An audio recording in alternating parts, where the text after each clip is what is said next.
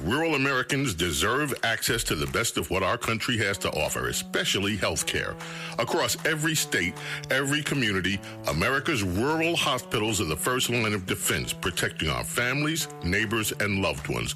No matter where you live, hospital care doesn't clock out. They're there 24 hours a day, 7 days a week, 365 days a year. Each year, America's over 5,000 hospitals care for millions of patients, providing 24/7 emergency care, delivering babies, cancer treatments, and other life-saving care that patients rely on. Behind every one of those patients are doctors, nurses, and caregivers working tirelessly to keep people healthy and safe. Hospitals are our community's lifelines. They employ our neighbors and keep our families healthy. But now, some in Congress are threatening access to care. Tell Congress, protect patient care to keep America strong. Don't cut rural health care.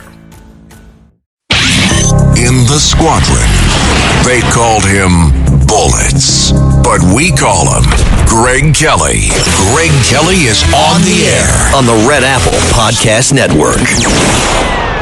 Here we are. Good afternoon. AC/DC, thank you very much. A lot's going on. A lot is going on. I just want to say, first of all, I was right about that Kristi Noem person. You know, you can't. I like MAGA. I am MAGA. I was there for the first Trump rally, the very first one. I said, this is it. Everything's different now. He's going to win.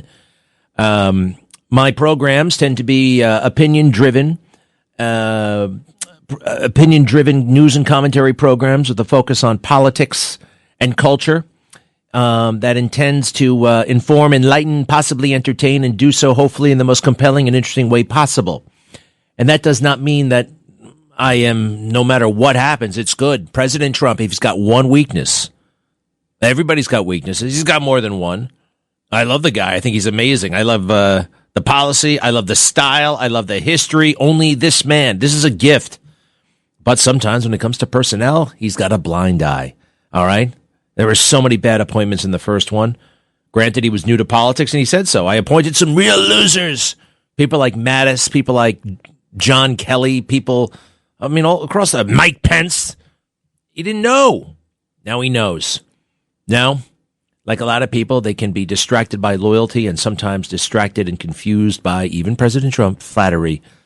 This Kristi Noem was bad news. Bad news from the very get-go. Look, when you announce to the world, when you brag that you shot your own dog, that's a problem, right? You can't, the dog was 18 months old. Bring him to the pound. You don't go out of your way to shoot him in the head. And I said last December, I took a lot of heat for this too.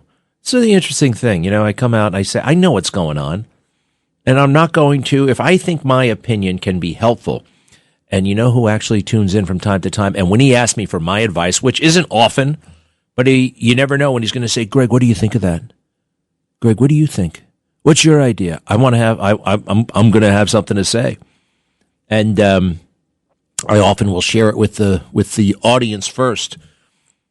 President Trump, for all of his gifts, is not infallible. I've done it basically 3 times where I thought, you know what? He needs to hear this. Number one, in the summer of 2024, it was right after he got shot. He goes in front of that Republican National Convention, and the speech, in my opinion, was a bust because it was like all the speeches that he gave at the rallies, and it sounded very much like another Trump rally. And I thought it was a very unique opportunity to explain who he is to people who have only heard lies about him. And if you watch the fake news, all you get is lies and twisting his words out of context, all kinds of crazy stuff. So I came out and I said, listen, Mr. Trump, I love the, Mr. President, I love the rallies. I was at the very first rally. I love it. But we're talking about people who may not love you. What about them? Where are they? I don't want President Trump to change, but I want people to see a side of him that I know exists that will come out if he changes his audience. Doesn't mean he's being phony, doesn't mean he's being fake, doesn't mean, but let's face it, if you meet a room full of people who are skeptical of you, you're just going to behave slightly differently than if you walked into a room full of love, right? A room full of love and everybody's on their feet, right? You're going to maybe try to convince them, or you're going to try to, I don't know, but I knew he would be different in small gatherings. And at that point, and I'm not the only one, I'm pretty sure the other guy was Barron Trump. What happened was he started doing podcasts, video podcasts, where you see him on TV, right? You see him and you see what he's like with a small number. Like a podcast is generally hosted by one, maybe two people. And President Trump is different in one-on-one settings. And you see, and you can have a longer conversation, and you can see the nuance. You can see the sensitivity, the empathy, all these great things that I know President Trump has. So I come out and say that, and I got to tell you, it was really interesting. I'll do whatever I have to do if it's right, and I think it's going to help in a worthy cause. I got so much grief online. You know, it's okay. Generally speaking, I like grief online when it comes from the left, but when it's coming from my own team, that tends to anger me, actually. I'm like, this is the truth. I'm saying it because I want to help President Trump, and I'm glad I did, because there was a pivot. Can I claim sole credit? Probably not, but sometimes I do. Sometimes I think, you know what, if only, I exaggerate a little bit in my head. Everybody does. Oh, the influence that I have, blah, blah, blah, blah, blah, blah, blah. But I did not hurt, and I think I helped. The other thing was Kristi Noem, Pete Hegseth. We know about that. I'll talk about that a little bit later. Pete Hegseth has done very well. I did what I did with the information I had at the time. I will tell you this. Some of his tough talk is starting to turn me off and is actually counter to military professionalism. Pete wasn't in the military long enough to understand or to learn true military culture. I believe that, actually. That the antics that he sometimes carries on with the tattoos, with the push-ups, with the rest of it. How do I put this? I don't know. You have like professional full-time firefighters, and then sometimes you have the volunteer firefighters. And sometimes there's a difference culturally, and sometimes there's a difference in terms of professionalism. Sometimes, not all the time, but when he goes around like, we got Iran on the ground and we're kicking them and they're dead, and you don't. From a Sun Tzu warrior perspective, who was Sun Tzu? He wrote The Art of War, which was required reading basically for every Marine Corps officer. You learn that, taunting the enemy is unwise. You beat the enemy. You overwhelm the enemy. You have a lot of things but then you give them a reason.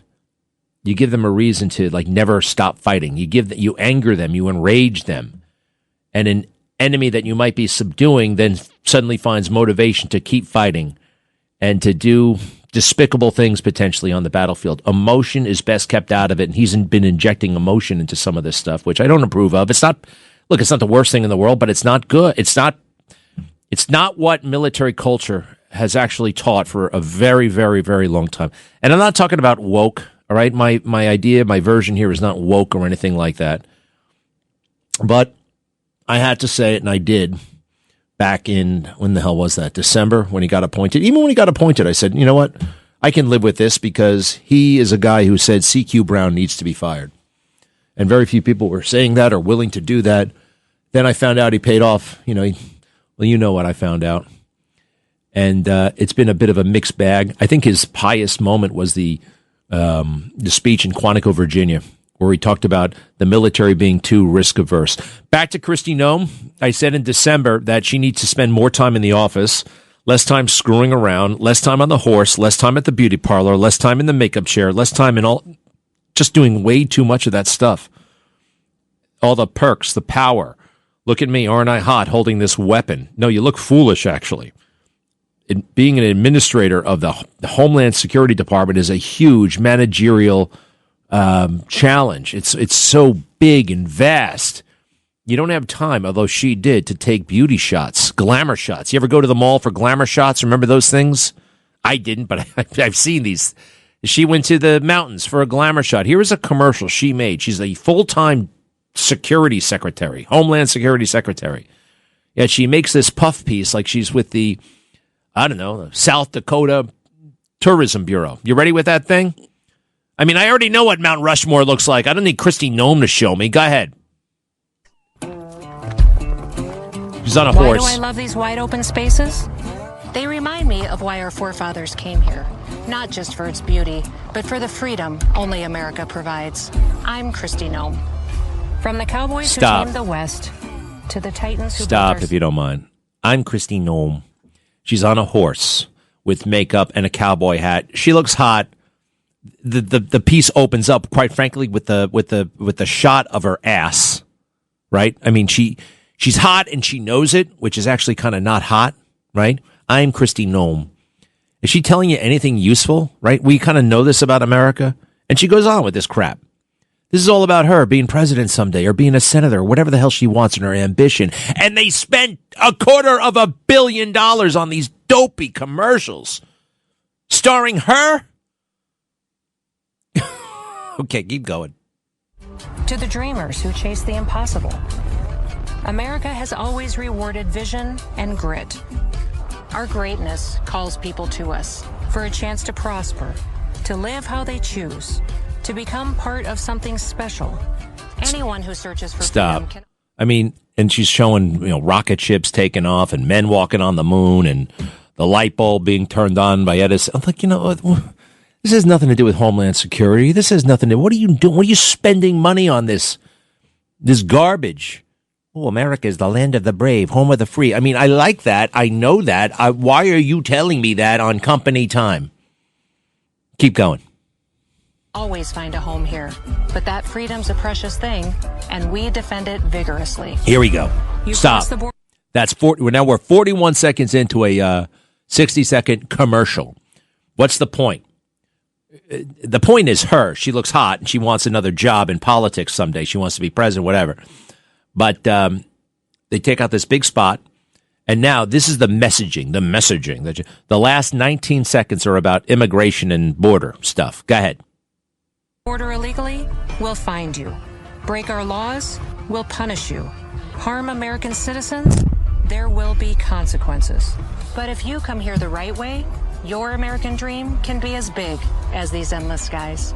From President Trump and me, welcome home. The hell does that mean? Welcome home. Hey, the other thing, I don't like that corny music. Can I hear that very, very top? What is the country music twangy? Why do I shut up? Wide open space? $250 million. You silly fool. And of course, she was humping, forgive me, her chief of staff, Corey Lewandowski. Now, she could not and would not deny it. Everybody knows that they've been fooling around for a long time. Let's see here. Where does she... Okay, and they asked her about it. This happened this week. This is one of the reasons why she was fired. You can't have that, and you know what? I know why they think they can get away with it. More on that in a second. But she's having an affair. She's married. So is this Corey guy. Both married to other people. Poor chumps. Sometimes you're the last to know. I know. And I don't think Mrs. Lewandowski knows. That's the big sin here, by the way. She could have just said, hey, I'm not, no, that's a fake rumor. We're not doing it. But she's doing it and having too good a time and too big and important a job. She really let us down, and I'll be right back. Greg Kelly. Let's go, Brandon.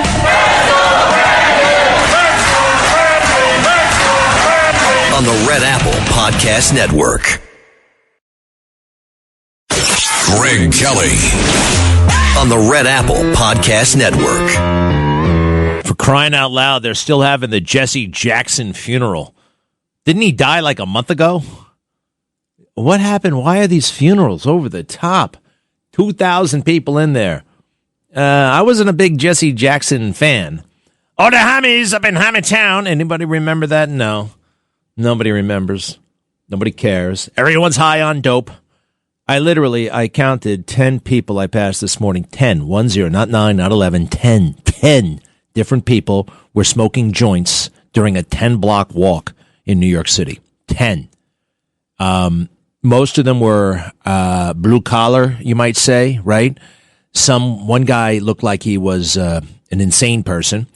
Two of them looked like they were like maybe they worked in finance or something like that. They had those, those fleece things that they wear. No matter, even if it's in the summer, they're always wearing a fleece. And one woman, looked like she had it all going on. And I couldn't believe it. She had this joint. She's picking it up and putting it into her. And I looked right at her. At first, I thought it was a cigarette, the way she was smoking it. but it was a joint. She looked at me like daring me to say something about it, or I don't know what the hell the look was, but that's too many people who are high. And that's just the ones, during my daily walk. How about around here? And oh, by the way, you can't really say anything about it. There was a time if you were found being high at work, for instance, when I was at New York 1, if you got into a car accident, and I never got into a car accident, but there was one time I opened the door down by City Hall and a cab came by and ripped the door off. So that counted as a car accident. I didn't really count it. I had to go, what did I have to do? Right away, they took me to Kennedy Airport to take a drug test. That's the first thing you did. Immediately to the airport, they had some facility there to take a drug test. It's like you're right now to smoke pot. Who remembers that show Suits? Anybody ever see the show Suits? Harvey is the super, cool lawyer, and he hires that guy who didn't go to law school, but he's totally smart. His weakness was, though, he smoked pot. And he said, you got to quit smoking pot. And one day he comes in, hey, come here. You're high, aren't you? Get out. Get out. The guy got in trouble for smoking weed. He didn't have a law degree, but he could be a lawyer. That was no problem. But the day he smoked pot, they almost fired him. But that's ancient history now. That show came out in like 2009. Right? Now we're in a bad spot with that weed. It's gonna do a lot of damage. It's going to really screw people up. I don't give a damn if it helps you with your anxiety. You're supposed to have some anxiety. If you want to get rid of your anxiety, look to God. He'll take care of it. It's actually very specific right there in the Bible. He'll give you hints on how to deal with anxiety. One thing, don't worry about tomorrow. He says it right there. Today has enough trouble of its own. Beautiful words. Anything you need is in that book. Just about. It seems that way. Could be. I know. Some days. Whatever. And he also says, don't worry about clothes. Don't worry about food. I'm going to make sure that you're going to get all you need. And he will. But he wants a few things out of us. He wants us to be available to him. He wants us to talk to him. He wants us to listen to him. And he wants us to obey him. And quite frankly, that is not too much to ask. And this takes me back to Kristi Noem. You'd be surprised how many people, their first line of defense is, well, Donald Trump did it. Number one, we don't know. All right? And number two, if Donald Trump did it, he paid a hell of a price for it, didn't he? He paid one hell of a price for his whatever it is he did. You go back to when he got divorced from Ivana. You think that was really fun? On the front page of all the thing, and your wife crying and your kids being resentful and all that stuff. That wasn't fun. And it was all for everybody to see. And he went through that. Also, how about when Stormy Daniels came forward and said what she said? Was that fun? Did he pay a price? I'm not saying he hooked up with her. Actually, I don't think he did. But he had to explain that picture, and you know what I mean? Look, he was on a defense stand for 3 months. He paid a price. Something he probably thought would never come out came out. Now, he didn't do what they accused him of, but he may have done something. So what I'm saying is people close to Trump, they point to these episodes and like, well, he's never going to get, I'm not going to get in trouble after all. Look at what he did. Well, forget that. Focus on your own life. And, oh, by the way, he paid a big price. And now Kristi Noem is paying a big price. And so is that Corey Lewandowski guy. I think he should just stay in New Hampshire and focus on some basics. Running around the country like an idiot. Spending $200 million. You know what? Kristi Noem's going to be lucky if she doesn't go to jail. Listen to this. This is Senator John Kennedy. Really good guy, Republican out of Louisiana. I like him. He's got integrity, and he's got this folksy way about him. And he wants to know, is it true that $220 million you spent on yourself, a media campaign, and the person who got hired for the job was like a friend of yours? You gave a friend of yours $220 million? Is that what I'm reading here? Cut 4? Let's see, which one should we start with? Now, two things can be true at the same time in a weird way. Like, I don't think she was saying that the president, like, you heard what she was saying. We went through the legal process. The president was generally aware that there was going to be a PR campaign of some kind. Didn't know it was going to cost $220 million. A lot of people say right there she caught herself in perjury because President Trump specifically denied that. I think, quite frankly, they're both right the way it kind of went down. That's not perjury, first of all right? That's not perjury. People are making, even if, like, you can tell, right? Perjury is so hard to prove. It's a state of mind thing. But that's what really got President Trump angry, apparently, at $220 million. Can you imagine her saying to the president, we're going to spend $220 million on these commercials? No, like it came up broadly. You know what I mean? We're going to do a massive public information campaign to let people know you can't come here and this, that, and the other thing illegally, right? Oh, and she shot her own dog. Hey, the new guy, I like him to a point. Actually, I really like the time where he got into a fight with somebody, but later they made up. His name is Mark Wayne Mullen. Mark Wayne. To Mark Wayne. Come here, Mark Wayne. Mark Wayne Mullen, Republican of Oklahoma. Yeah, let's see here. He's got the job. And you know why he can talk? Usually if you're picked for a job like this and you got to get confirmed by the Senate, and he does, but he's already a senator. And these guys make friends. He's got plenty of Democrat friends, actually. They make friends behind closed doors, and some of them are going to vote for him. So he can say whatever he wants. He doesn't have to worry about the confirmation stuff. Cut 6. The new Homeland Security Secretary, any day now. Cut 6. What was your first reaction to just the news that you were nominated for this position, just amidst everything that's happening? Humbling, because I had to call my dad, and because it happened quick, right? I had to call my wife and call my dad both, and it's just pretty humbling when you start thinking about it. A little kid from Westville, Oklahoma, gets to serve in the president's cabinet. That's pretty neat. What is Western Oklahoma? Is that the panhandle of Oklahoma? Must be that little thing there that sticks out, because Oklahoma goes way the hell west, and it's that little thingamajig. Let's see, Mark Wayne Mullen. Did you know he was a plumber? He started a plumbing business, and it just grew and grew and grew, and he made many, many, many millions of dollars. Cut 7, please. Good for him, by the way. Cut 7. Tell us your reaction when you got the phone call from him. I was excited. When you saw his name calling. Well, it came from the White House, so it came from the switchboard.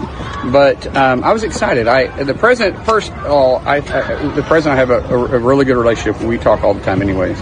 I've got to be honest with you, I wasn't expecting the call today, but super excited. And I'm more excited about just ready to get started. There's a lot of work we can do to get Department of Homeland Security working, working for the American people. The Department of Homeland Security has a very broad jurisdiction. And I think there's a lot of work that we need to do, and I'm excited about it. All right. Now I want to find out where he had that fight, where he challenged the union guy to a fight right there in the middle of the Senate. It was pretty kind of cool here. Here it is, actually. Hey, do me a favor. I'm sending this to you, Jonas. This is every time I think of Mark Wayne Mullen, I think of this moment. Go ahead, all right, if you would. He's going to be great. Let me just see if there's one other thing here. While we wait for that, and it's going to be cool. Ooh, what did Hegseth have to say about Kristi Noem? Cut 9, if you don't mind. Cut 9. Kristi Noem did an excellent job over there securing our border and keeping us focused on threats, and the president making a change. We all serve at the pleasure of the president. I'm sure Mark Wayne Mullen will do a fantastic job. He's been a friend of mine for a long time. But Kristi did a great job setting us up for success. So I don't have any concerns about whether or not the homeland will be covered down on. All right. There were a lot of people thinking that he might be the first out of this administration. Did not work out that way. All right, here we are. We ready? Okay. Should we take a quick break first? No? Yes, no? Yeah, should we? All right, because it's a nice big chunk of change. So this guy was trash-talking Mark Wayne Mullen on Twitter, and then he had to go in front of Mark Wayne Mullen's committee. And he reads all the tweets, and you have anything else to say? And he did, and Mark Wayne Mullen got very, very, well, it's fascinating. Okay, we'll be right back.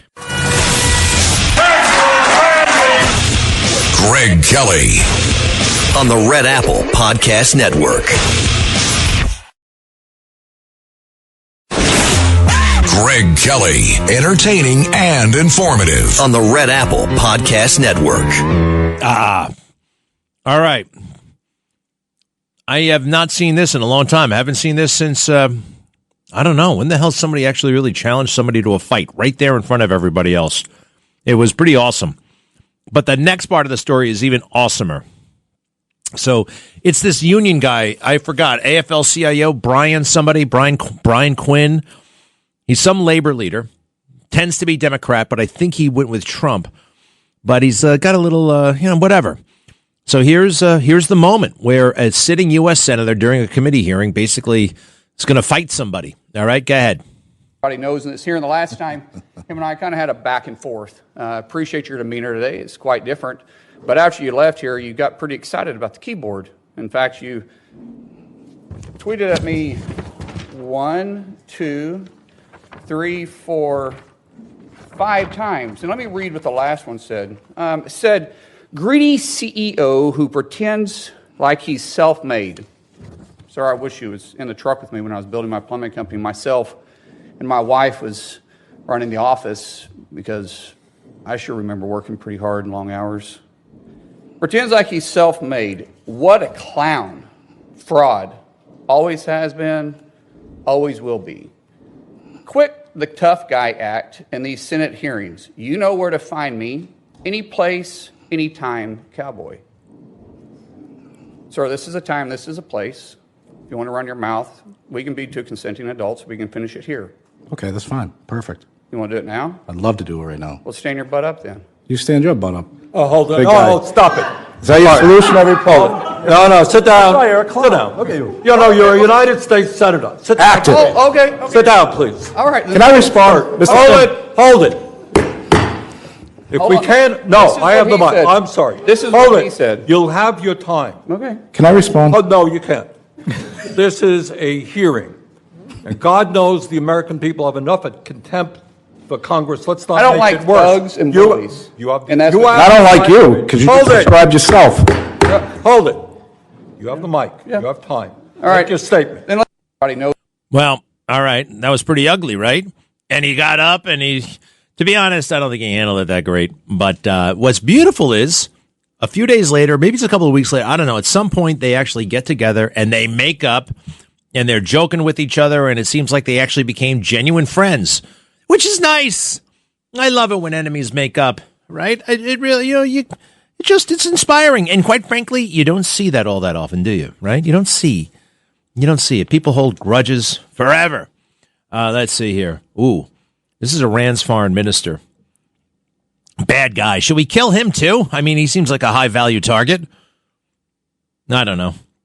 Unconditional surrender, pal. He says this is going to go to a land war and they want one. He wants people to think it's going to go to a land war.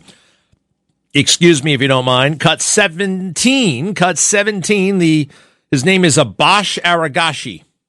Well, I don't think so, but I don't think it's going to happen. We don't want that to happen. People who say, well, you need boots on the ground to actually win the war. No, not to take out their ballistic missiles, not to degrade their nuclear, and not to convince them that they have to stop exporting terrorism all over the world.